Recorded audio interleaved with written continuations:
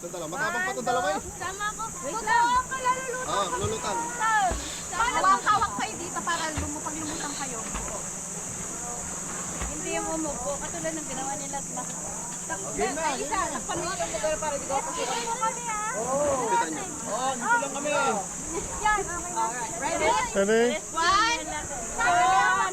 Hawak na kasi. Tapos Close your eyes, di ba? sige na. 1, 2, 3.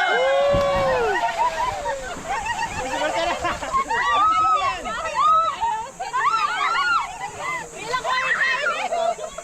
Doon ka na umawak.